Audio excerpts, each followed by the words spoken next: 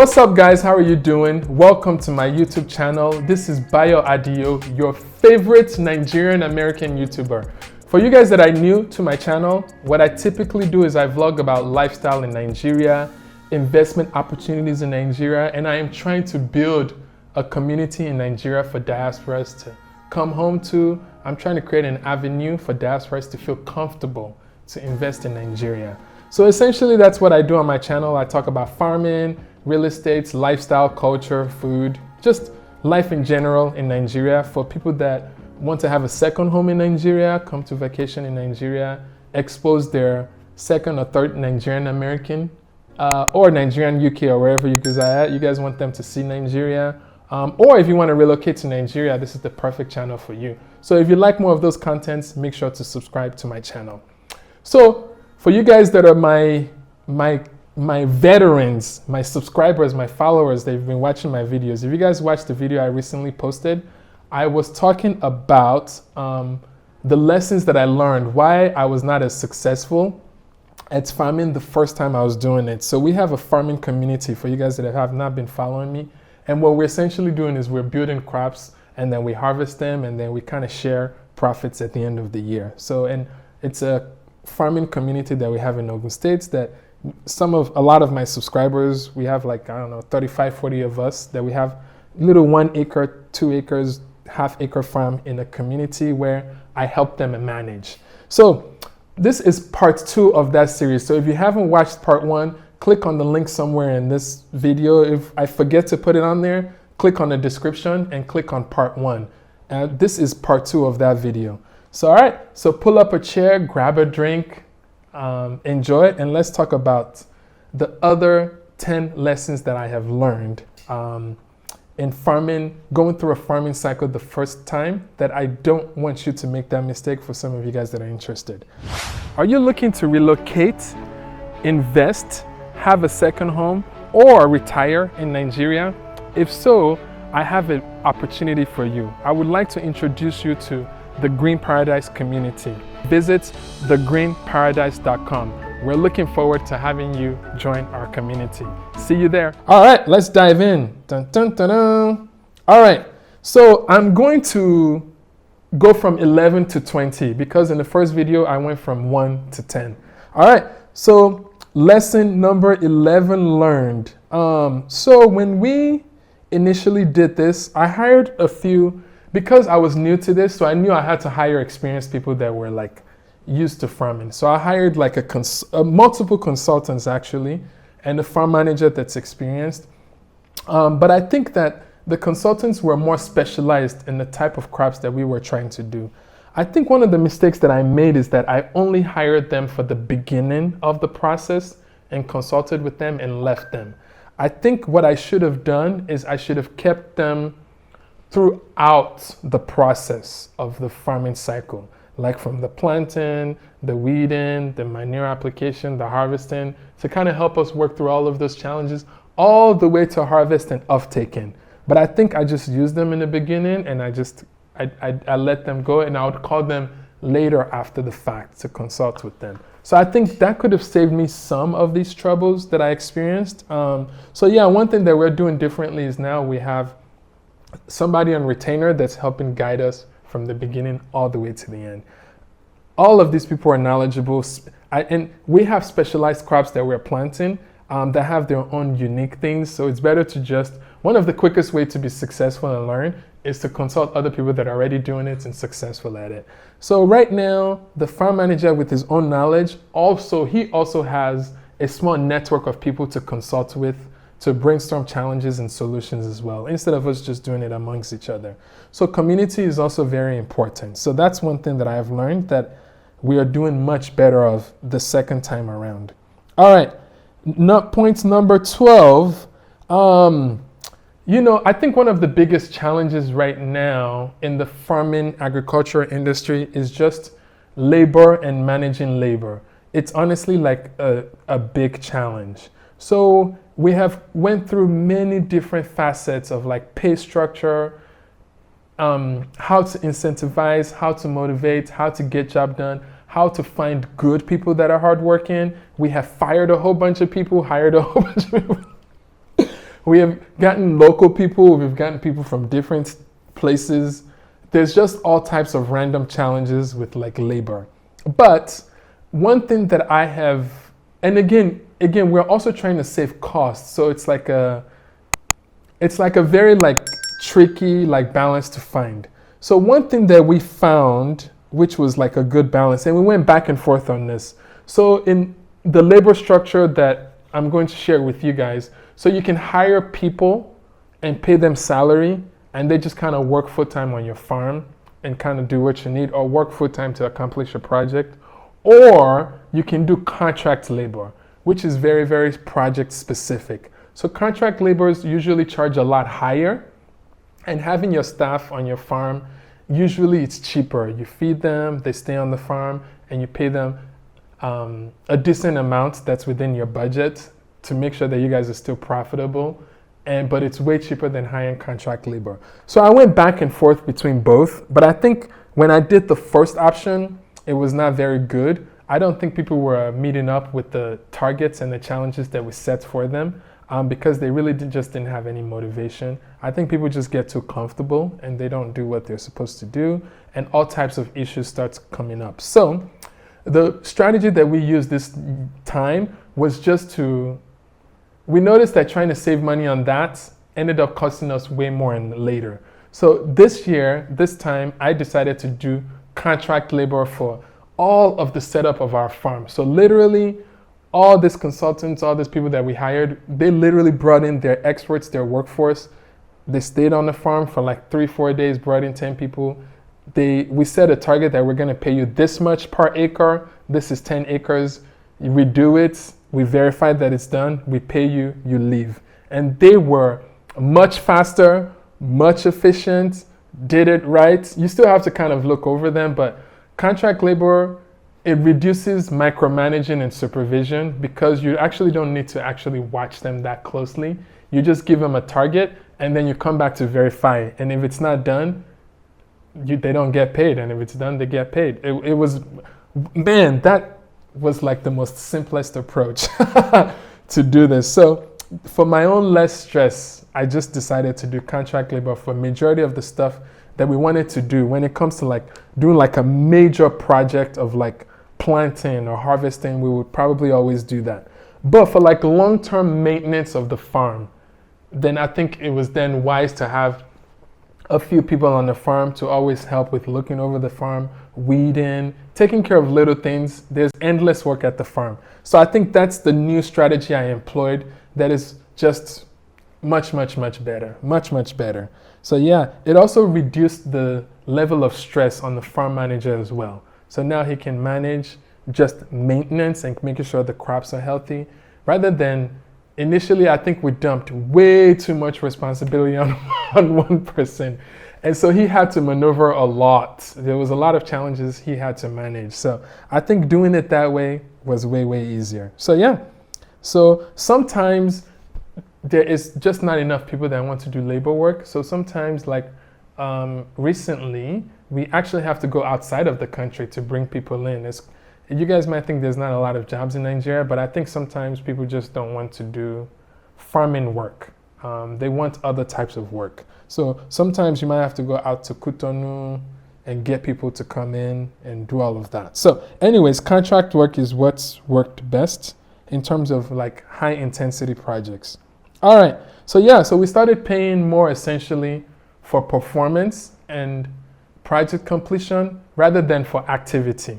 So yeah, so that's kind of what is very different. And once we did that, we were seeing more production rather than like just busyness. All right, number 13. So obviously I'm from a tech background, obviously business background. Initially I stepped back because I wanted to learn how people were doing things locally. I didn't want to just you can't come in and change things right away because I learned over time that there's a reason why people are doing the things the way they're doing it, and the way that I'm used to doing things sometimes is actually not the best way to do things in this climate. But there are some things that I was like, okay, after observation, after seeing like what's effective, what worked, what didn't work, I learned a lot about like where I could plug in my experience in. And One thing that we did not do a good job of, that I assumed like we were doing, was having a yearly plan. And I didn't think we had that the first time, or we had it and we didn't quite follow it. So right now I literally had to go into like structure mode, where we have documentation was very important. Like what was done on this crop, what date, when did we weed, when did we plant, when do we plan to harvest, when do we, if we're doing like, what do they call it, intercropping, when do we plan to do the other one? Once it's like documented, then it's just a matter of just following the plan and seeing what needs to be done when. Before, when we didn't have any documentation, it was almost like, oh, wait, we were actually supposed to do this 2 months ago. And now we're doing it and it's too late. But a lot of it is because we planted so many things at random times. So that was probably one thing that we're doing a much better job of, is actually like not just planning for the week or for the month, planning for the whole year, so we have everything set. So definitely project management is very, very important. Point number 14.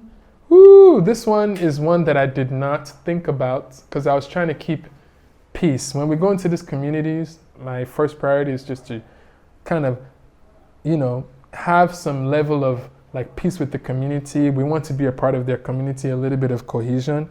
So one thing that I would never probably ever do again is buy land that people are already farming on. This gave us such a huge headache. So there's two options.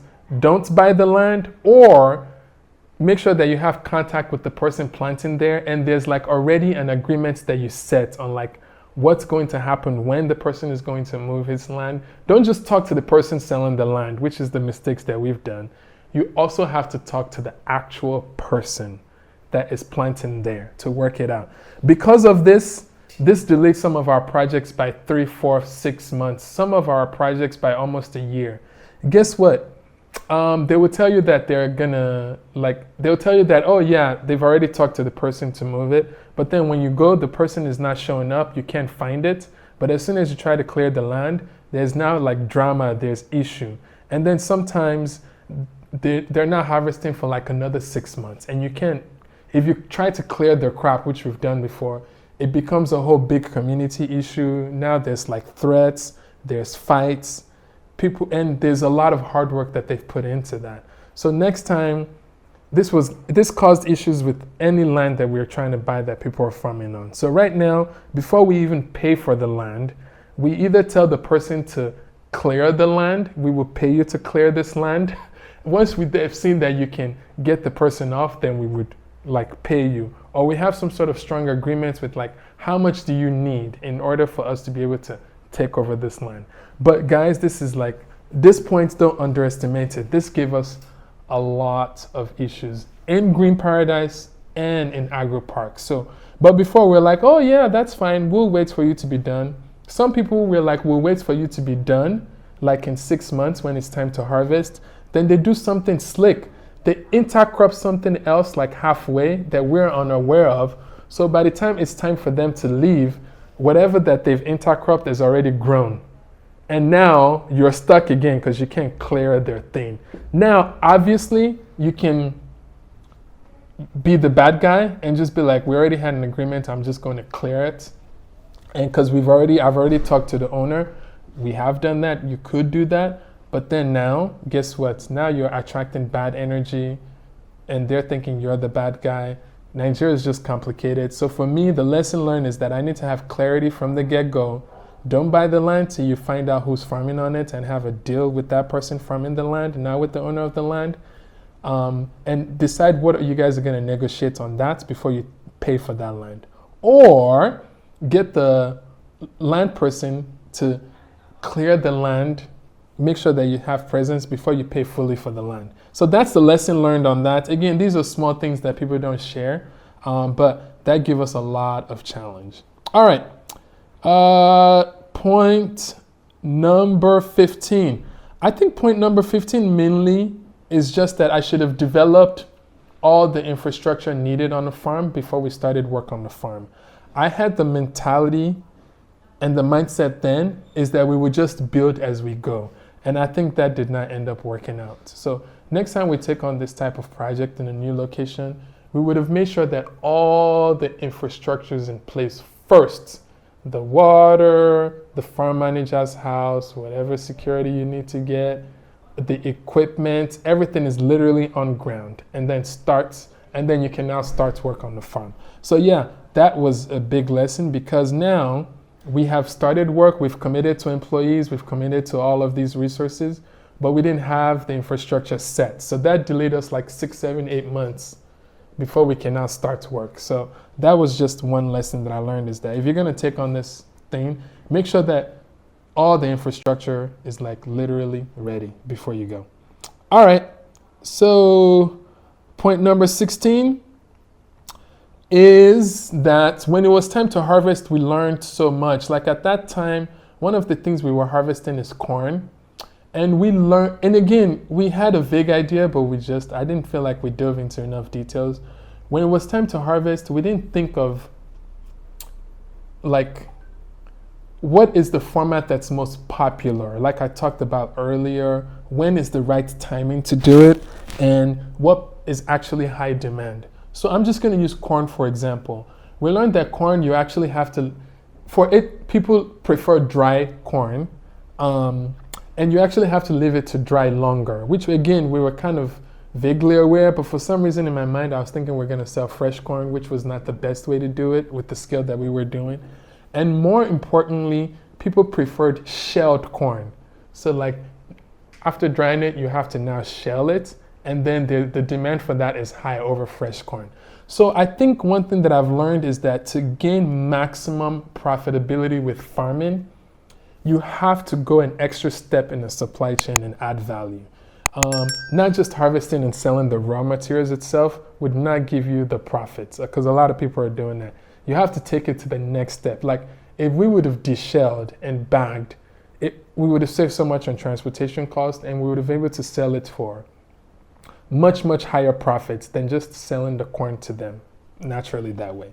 And a lot of things are that way, like cassava, like trying to see if you can like process it into starch or gari before selling it out. And again, we had the kind of like the thoughts to do that, but funding wise, investments wise, we just did not raise money for like buying equipment to process or take things to the next level.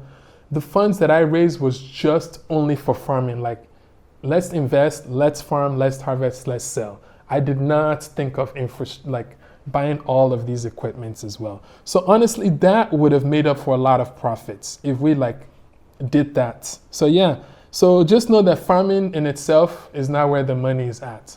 The money is in the value add of the raw products, which I think is hopefully where Nigeria as a whole we're trying to go, because Nigeria as a whole, typically we have a lot of beautiful natural resources, raw materials. We sell it internationally, and then they refine it, they manufacture it, they process it, and they sell it back to us at a high premium. So I think one thing that, even starting from me, one thing that my uncle also is starting a little bit of processing plants too, which we're gonna leverage on. I think now I'm learning that farming, we have to learn to like refine, process, manufacture, add value, and sell that more and look with local consumption in Nigeria.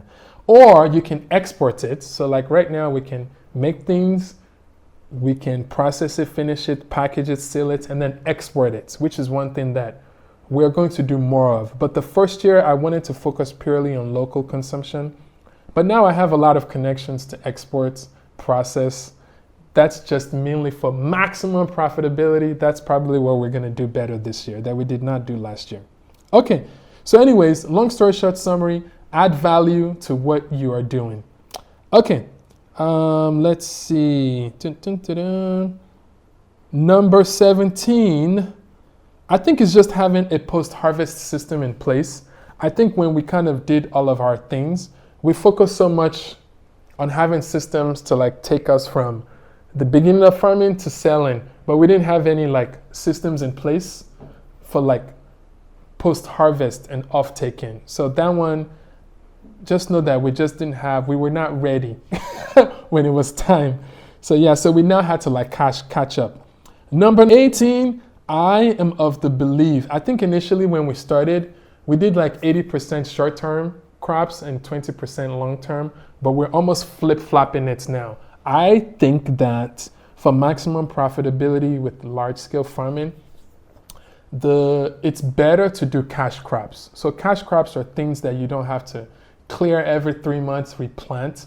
Although it takes a little bit of patience, but that's the best way to go. So right now on our farm, instead of doing things like corn, we're focused on like plantain, pineapple, things that you plant once and they can keep generating the fruits for you year after year after year for like 5, 6, 7, 10 years.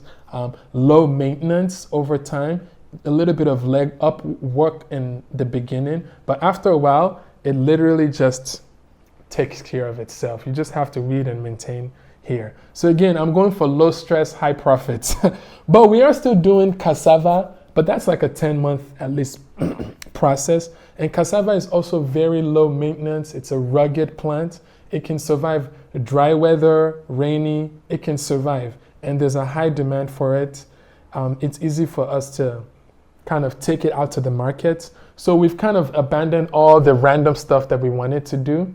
Like tomatoes, sweet potatoes, corn, vegetables. We just scrapped all of that and we focused strictly on like cash crops, which is what we're doing now. For my own hobby and for experimentation, we might take like an acre here or 2 acres here and experiments with like tomatoes or peppers or those type of things. But doing that at a large scale, I don't think that was just too much work for our level of experience and where we're at. So I think now we're just kind of learning that and seeing like, okay, we're gonna learn at a smaller scale. And if it's successful, we're gonna figure out how to go a bigger scale. So that's one thing that I learned now is the big mistake I made is I should have just focused on cash crops and be a little bit more patient. I think a lot of us typically, when you go into business, I wanted fast return on investment. But that did not work out. So I think I'm being patient now. I think we have to think long term for the farming. So cash crop is where it's at. So right now for our farm, pineapple, plantain, cassava is what we're like hyper focused on. So yeah, now pineapple itself, you won't even see the first fruiting for like 18 months to 2 years. So like a lot of investors are not that patient. But right now I'm taking the long view route. That's gonna be much more profitable in the long term. Now, point number 20. The last point is when I first came to Nigeria, when we were just kind of starting this whole business farming thing 2 years ago, the impact of inflation, I just did not think of it. So when we would charge people to help them kind of manage their farm and do all of these things, because of all the delays that we had, almost all of the materials that we wanted to buy, everything that we wanted to do, diesel, all of it went up like 25 to 50% in price. So now we were stuck in a situation where people have paid us a long time ago, and or whatever profits that we wanted to make, inflation has already covered it because we did not start on time with all the water delay and all the stuff that we had going on. So, and then we were just charging in Naira at the time. So the value just kept reducing and reducing and reducing.